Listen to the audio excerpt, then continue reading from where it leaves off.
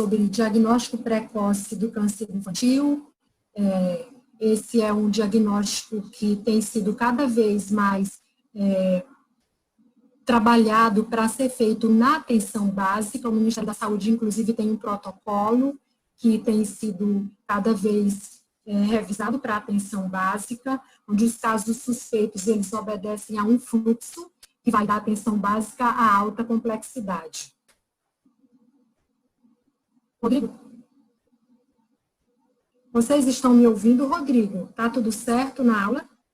Tá passando direitinho? Sim, estamos lhe ouvindo, tá tudo certo. Então, é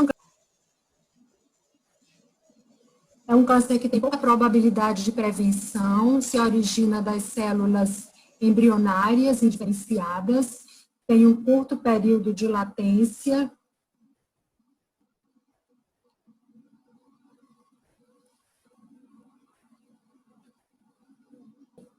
Eu acho que tá havendo um eco. A minha mão tá. Deixa eu ver se eu consigo, então. É um tumor que responde muito bem ao tratamento, tem um excelente prognóstico, porque ele é um tumor que tem origem de células embrionárias indiferenciadas, portanto, ele tem um curto período de latência, crescimento rápido, muito invasivo, e por isso mesmo ele tem exatamente essa boa resposta ao tratamento e um bom prognóstico. É uma doença que tem uma diversidade de apresentação, como se diz no segundo slide, pouca semelhança com os tipos de cânceres dos adultos. O câncer mais frequente em crianças são as leucemias, que correspondem a 1/3 das neoplasias na infância. Sempre de leucemias, portanto, é uma leucemia de bom prognóstico, dos tumores sem faixa etária própria, e por isso mesmo o diagnóstico às vezes em determinados tipos de tumores. Em relação à epidemiologia, o próximo slide, nós não temos um fator causal para essa doença, portanto, nós temos os fatores raciais e a distribuição geográfica como dados bem importantes. Em relação a isso, por exemplo, na África, nós temos que a doença ela acontece de maneira endêmica, por exemplo, o linfoma não Hodgkin, do tipo Burkitt, é uma doença endêmica na África, o que não acontece, o que não está presente dessa maneira nos outros países. Os fatores ambientais têm sido fatores que têm sido atualmente amplamente estudados em relação a quais fatores ambientais estariam relacionados ao aparecimento do câncer. E os fatores genéticos já têm sido muito bem documentados, por exemplo, síndrome de Down. 1 para 95 crianças com síndrome de Down vão ter câncer, isso é uma coisa bem determinada. Algumas outras doenças genéticas, elas também aparecem com muito mais frequência sendo determinantes de alguns tipos de câncer, isso é muito importante. Agora, por que o câncer infantil é diferente? Porque ele é um tumor, como nós já vimos, de crescimento muito rápido.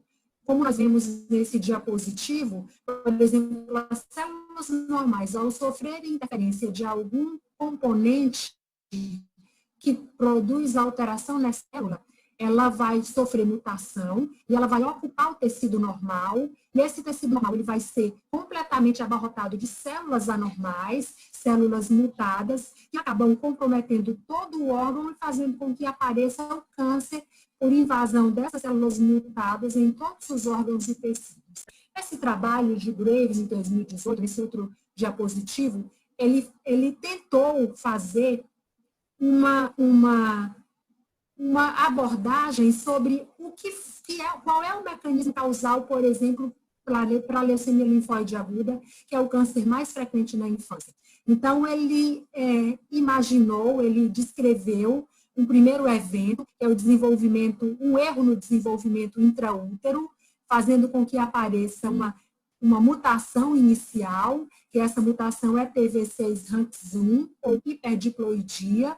Isso seria um evento inicial, ainda intraútero, que promoveria um déficit no sistema imune. Posteriormente, após o nascimento, por alguma razão, essa criança sofreria um segundo evento, que faria uma desregulação no sistema imune. Por exemplo, alguns autores já têm detectado que isso pode ser uma infecção prévia. E alguns estudos têm mostrado, por exemplo, cerca de 1% dos indivíduos tendo na sua história um evento pré-leucêmico de uma infecção. Mas isso também não tem como comprovar, mas é algo que tem sido cada vez mais estudado. Isso promoveria uma segunda mutação nesse ambiente já mutado anteriormente intraútero. Isso seria suficiente para aparecer a leucemia linfóide aguda.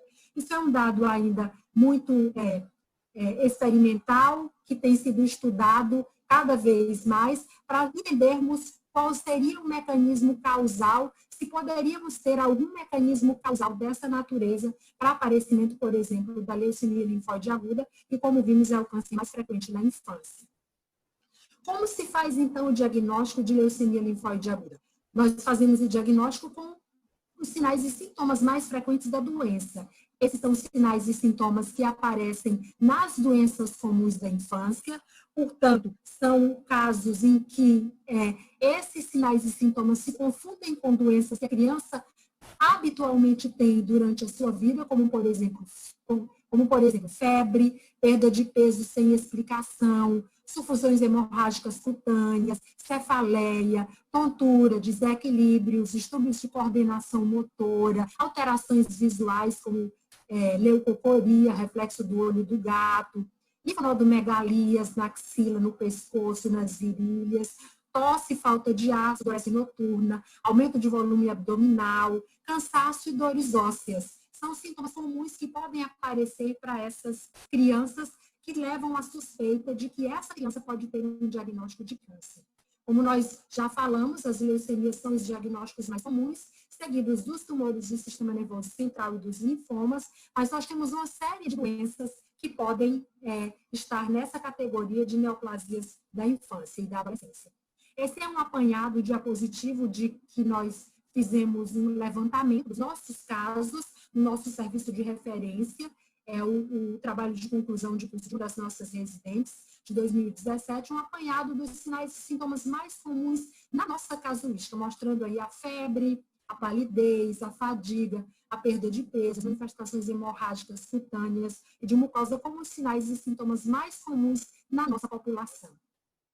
Pensando nisso, então, já que o diagnóstico deve ser feito na atenção básica, crianças que apresentam esses sinais ou sintomas compatíveis, tanto na atenção básica quanto na consulta de especialidade, elas devem ter o seu diagnóstico suspeitado e, se confirmado ou não, ou forte suspeita, deve ser encaminhado para o serviço de referência de oncologia pediátrica, para que esse diagnóstico seja feito e o tratamento seja efetivado a bom tempo.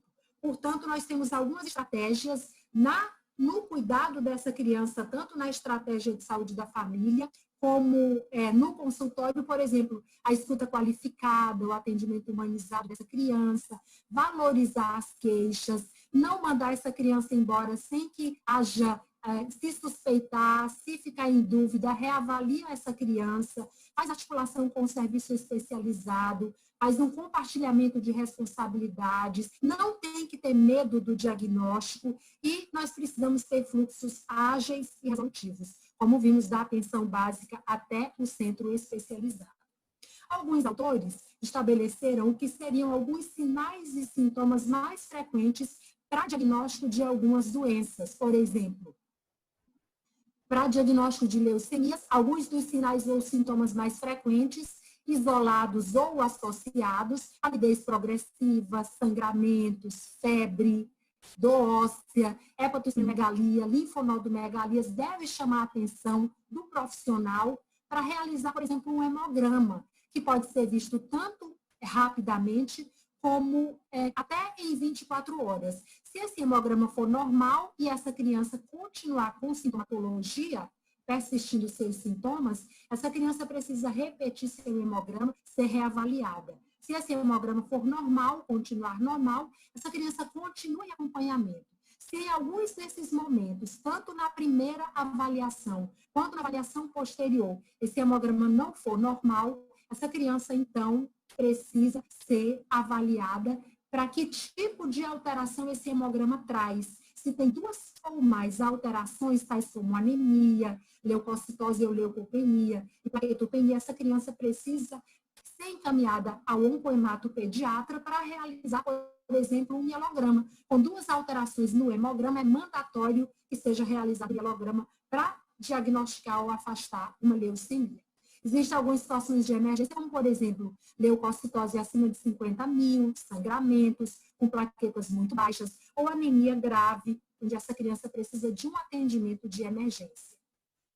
Em relação ao diagnóstico de linfomas, quais sinais ou sintomas são importantes? Linfonodomegalia, sem foco infeccioso que se possa detectar, febre que não se determinou qual a sua origem, sudorese noturna, perda de peso. Como abordar um paciente desse? Você pode fazer sorologias ou pode fazer um hemograma com VHS para avaliar o quê? Se o paciente tem sorologia positiva, você trata aquela doença que você diagnosticou. Se o paciente tem um hemograma com VHS normal, você acompanha essa criança e reavalia. Se essa criança não tem sorologia positiva, sorologia negativa, ela também precisa ser reavaliada, precisa ser acompanhada por um tempo que varia de 4 a 6 semanas, isso pode ser mais ou menos, dependendo de quão avançado ou não está o quadro dessa criança, a sua sintomatologia, persistência de alguns sinais ou sintomas, essa criança precisa, então, ser encaminhada ao oncologista pediátrico para definir se ela tem ou não diagnóstico de câncer.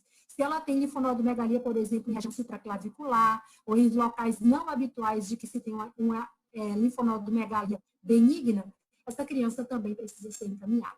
60% das linfonodomegalias supraclaviculares, elas denotam um diagnóstico de câncer.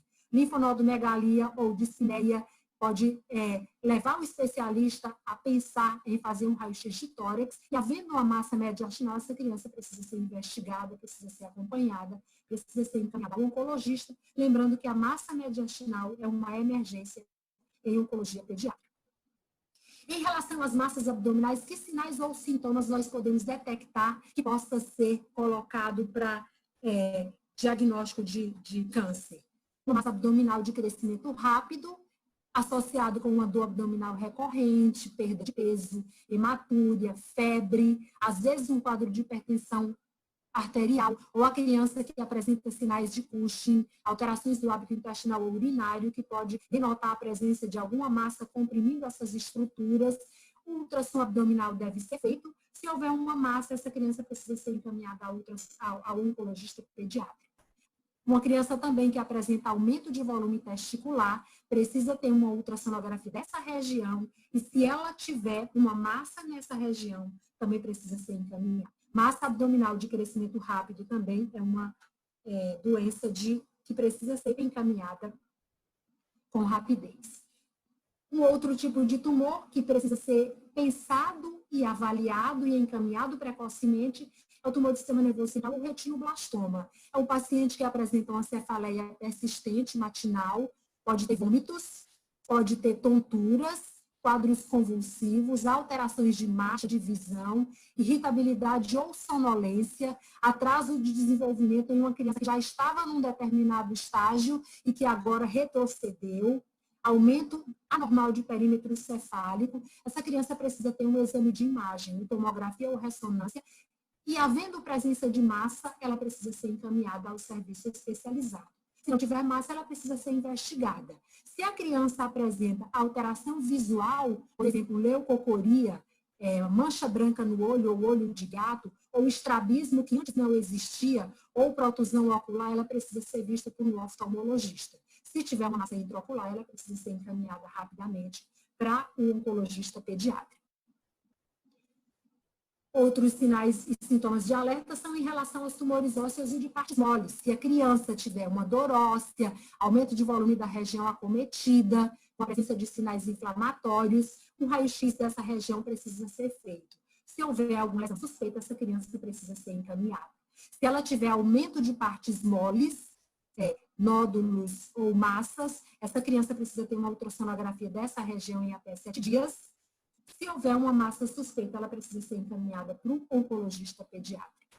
Bom, pensando nisso, nós vemos que é relativamente fácil fazer diagnóstico de câncer infantil, se a gente atentar para esses dados. Portanto, esse é um diapositivo que foi feito também por uma das nossas alunas da residência médica, onde ela fez um apanhado de um período de 10 anos, e nós detectamos que a maior incidência de câncer infantil na nossa faixa etária é de 1 a 4 anos, que é perfeitamente compatível com a literatura mundial, é a faixa de maior acometimento de câncer infantil. Portanto, a família precisa estar atenta, porque nessa faixa etária, a criança geralmente não relata seus sinais e sintomas, essa doença é geralmente percebida pela família. E nesse outro diapositivo do mesmo trabalho, nós vemos a incidência das crianças, das doenças que acontecem mais comumente na nossa casuística, que aconteceram.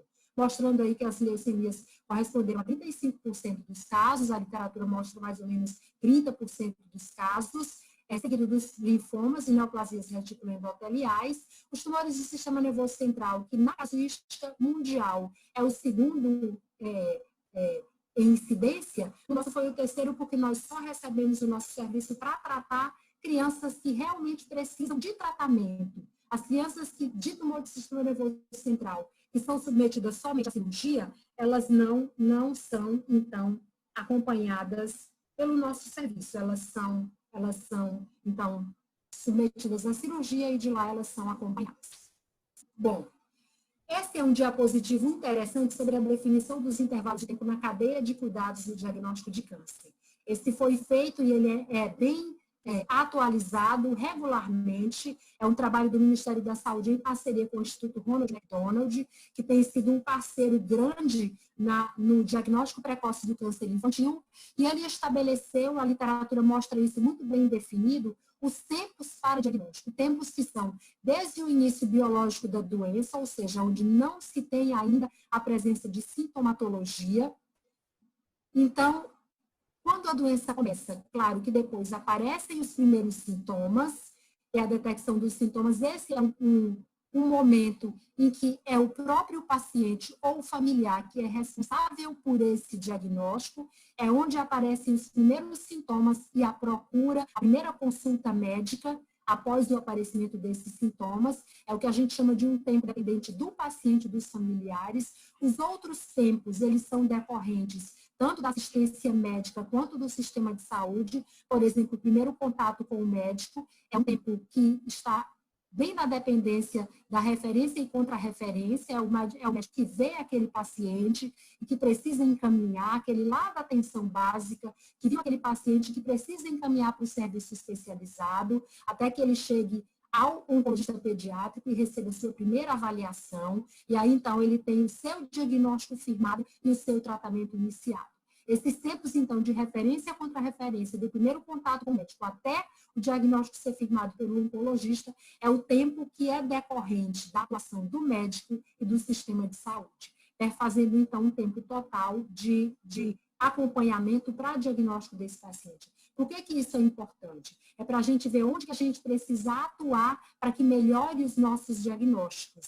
Isso, então, é uma coisa que tem sido estudada em vários países. Esse é um trabalho de 2012, de um estudo feito na Guatemala, na Nicarágua, aliás.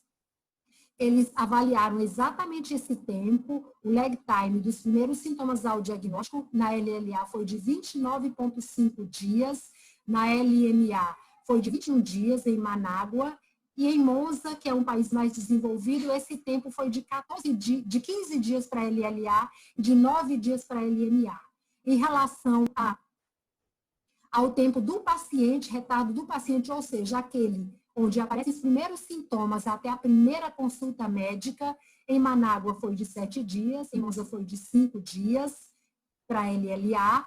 Em relação ao retardo médico e do sistema de saúde, para a LLA, em Manágua foi de 16 dias e em Monza foi de 18 dias. Bom, nós também fizemos isso no nosso serviço. Esse aqui é só para as leucemias, um trabalho de 2013, de uma das nossas residentes também, mostrando o nosso trabalho.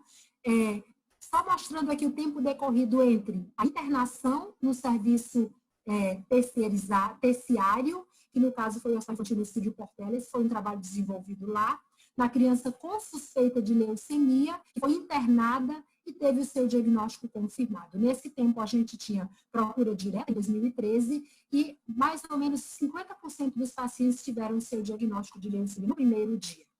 Já mais para frente, por exemplo, em 2017, quando nós já estamos aí na era dos pacientes que são referenciados, nós temos, então, novamente a avaliação desses tempos em 95 crianças e adolescentes, em 2017, por uma das nossas alunas também da residência de pediatria.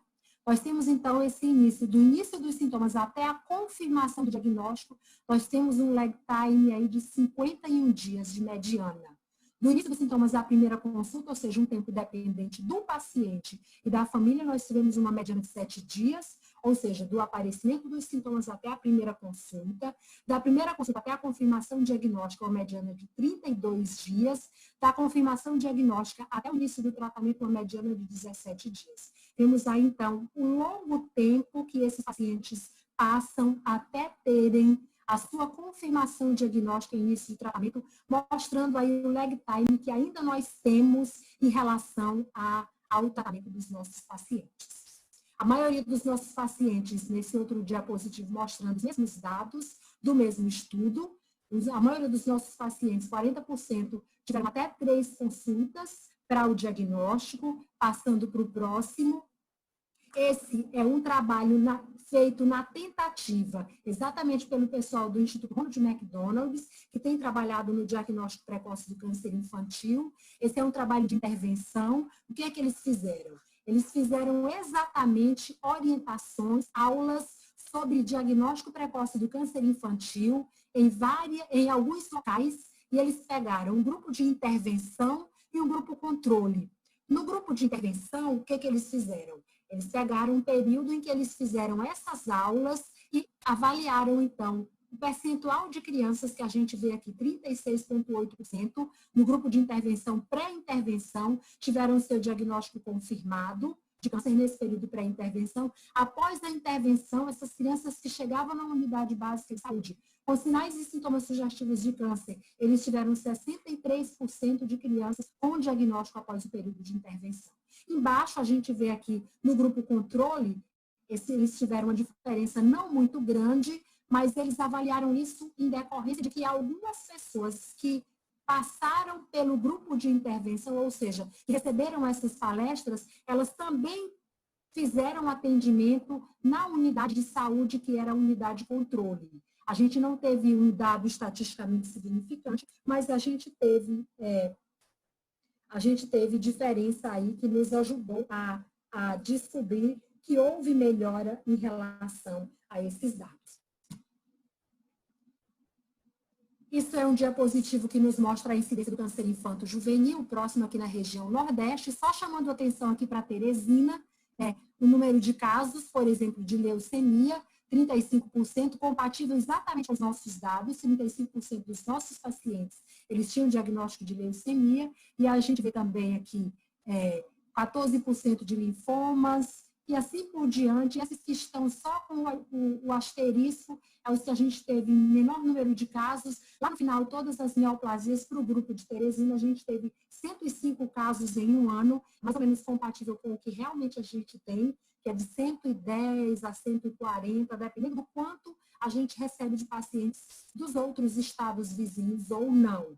Esse diapositivo nos mostra o índice de mortalidade em relação ao câncer, comparado com a mortalidade por outras causas. A gente vê, então, que somente na região norte, as neoplasias não estão como segunda causa de morte ou primeira causa de morte por doença, porque a primeira causa nesses estados onde a segunda causa é neoplasia, se vocês puderem observar no diapositivo, são causas externas. Então, no nosso país, na grande maioria das nossas regiões, a primeira mortalidade infanto-juvenil por doença em crianças de 1 a 19 anos é neoplasia. Esse diapositivo nos mostra como tem sido o movimento para a cura. Esse trabalho é muito interessante, desse autor americano. Ele nos mostra que, por exemplo, partindo do final aqui do estudo 4, que foi de 1962, no N de 90 crianças, essa curva em amarelo última é a curva de mortalidade, e a gente vê que ao longo do tempo, nós vamos subindo nas nossas curvas até o estudo de 2000 a 2005, que mostra um índice de cura muito mais elevado em relação ao tempo, porque nós estamos cada vez mais melhorando a nossa probabilidade de sobrevida livre de doença com o passar do tempo, com os enormes avanços que nós temos tido em relação ao tratamento dessa doença. Porém, nesse outro diapositivo de 2013, ele é bem interessante, porque ele nos mostra a diferença entre o índice de mortalidade, aqui na curva vertical, o índice de mortalidade, essa curva azul ou verde, não sei que cor aparece aí para vocês, nos países europeus, mostrando que eles morrem muito menos em relação aos países mais pobres, por exemplo, de economia socialista, onde a mortalidade tem sido mais elevada ao longo do tempo. O que é que nós podemos ver?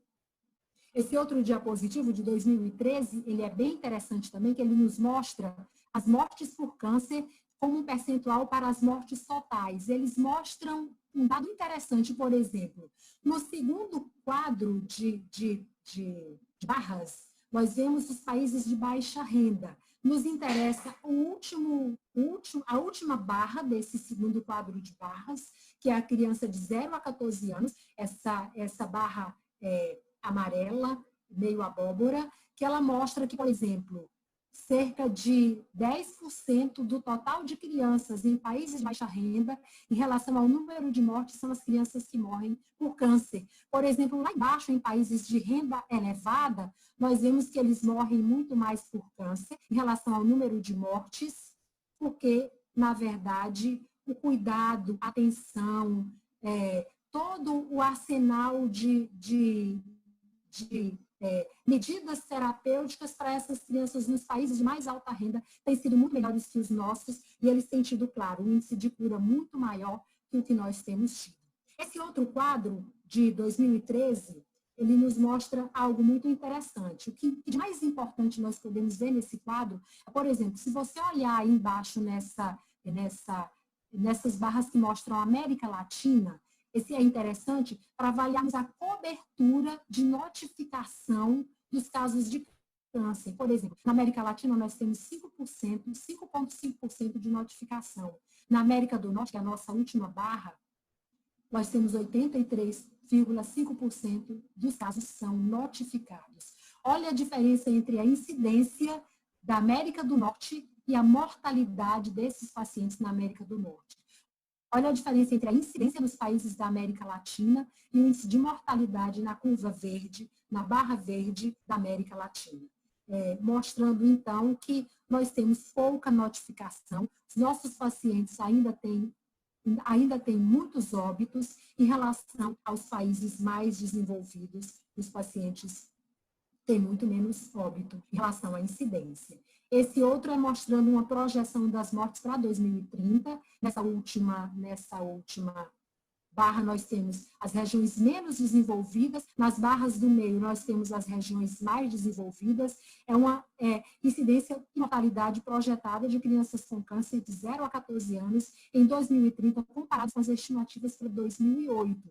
Em 2008, então, nós tivemos o total de casos dos países menos desenvolvidos, nessa faixa amarela.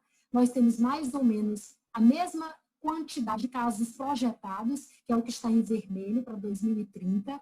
O que está em azul claro, nós temos os dados de morte em 2008 e os dados projetados de mortalidade em azul para 2030. Nós não temos mudado em relação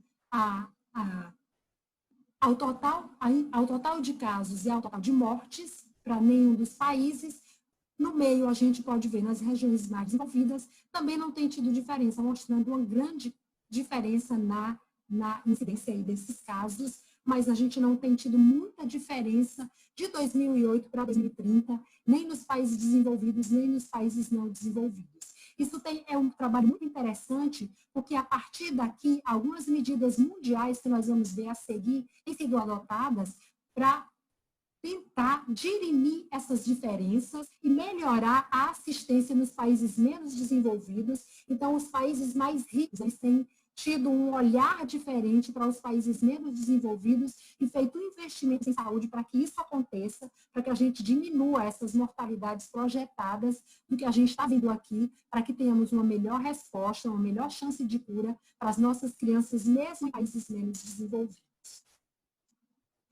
Isso é só mostrando nosso trabalho de 2016, novamente, nosso índice de mortalidade. Esse é um índice de mortalidade de 24,9% de mortalidade das nossas crianças, que nós temos aí, mas isso não reflete a nossa mortalidade total, porque esses dados eles foram coletados só dos pacientes que foram registrados em hospital, ou seja, é o registro de base hospitalar. Nós não podemos ter acesso aos outros pacientes que não tiveram seu óbito na rede hospitalar, os que morreram fora do rede hospitalar. Nós não tivemos como coletar esses dados. Esse percentual de mortalidade aí de quase 25% foi só da nossa mortalidade hospitalar.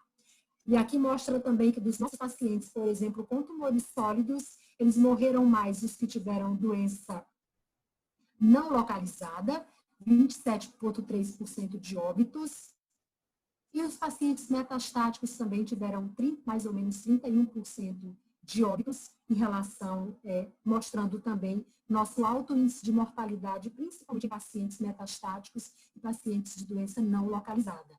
Chamando a atenção que exatamente isso é importante para chamar atenção para que possamos ter, a partir da atenção básica, uma atenção cada vez maior para o diagnóstico de câncer.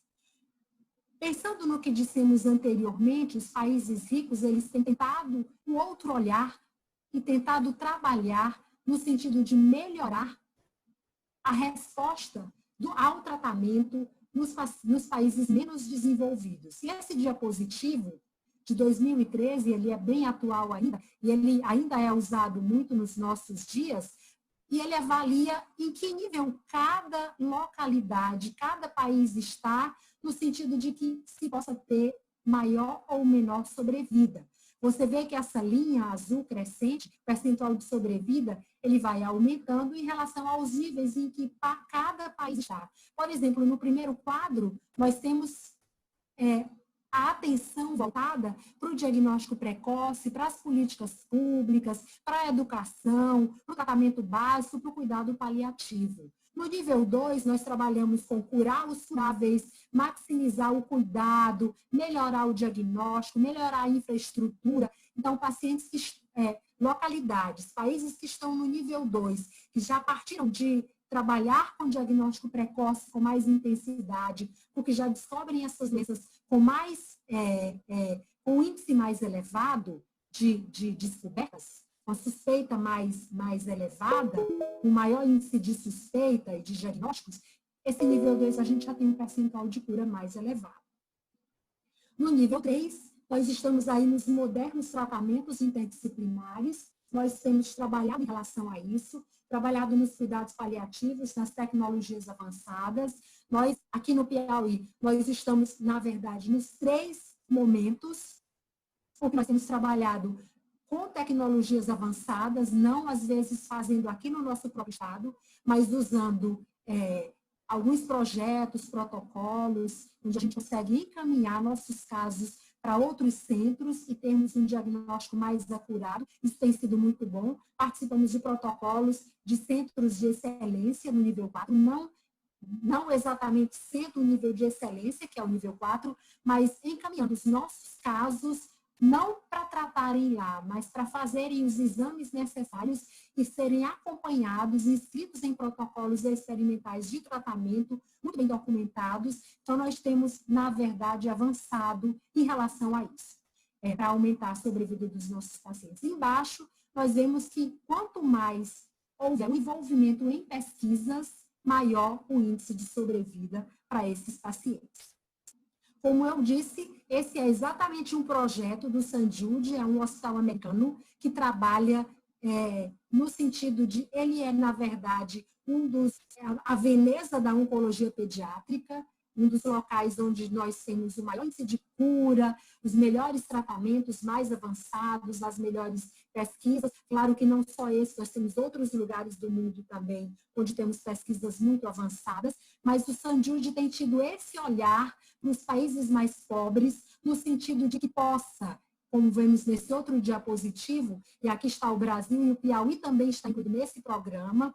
Nós temos participado dos programas do St. Jude no sentido de que possamos incluir os nossos pacientes para participarem dessas pesquisas e o nosso serviço para participar desse olhar, dessa atenção, desse centro oncológico para que possamos melhorar esse tratamento. Eles já têm trabalhado muito em outros países pobres ao redor do mundo, como o México, a Guatemala, vários outros países pobres, mas eles têm tido esse ano um olhar mais acentuado em relação ao Brasil. Ano passado, a gente participou de um encontro, o nosso serviço foi selecionado para participar de um encontro em Recife, nós participamos desse encontro e nós trouxemos de lá a perspectiva de participar desse programa do St. Jude Global, nós participamos desse programa. Nesse outro diapositivo, nós participamos desse AHOPCA, participamos desse projeto e hoje, exatamente hoje, o nosso serviço assinou esse documento de participar desse grande projeto do St. Jude Global, pode passar o último diapositivo aí, e mostrando então que nós estamos, apesar de termos muitas dificuldades no diagnóstico precoce, essa contemplação dessa aula para falar sobre diagnóstico de precoce na atenção básica é muito bem-vinda, mas mostrando também que nós precisamos cada vez mais melhorar e temos tentado avançar e temos avançado em relação a isso. Então, a detecção precoce é a melhor arma contra o câncer infanto-juvenil. Muito obrigada, desculpem o transtorno aí, não terem acompanhado com mais, não sei se deu para passar diapositivos em tempo real, aí onde eu estava falando, enfim. Desculpem aí os transtornos que possam ter acontecido. Boa noite, doutora.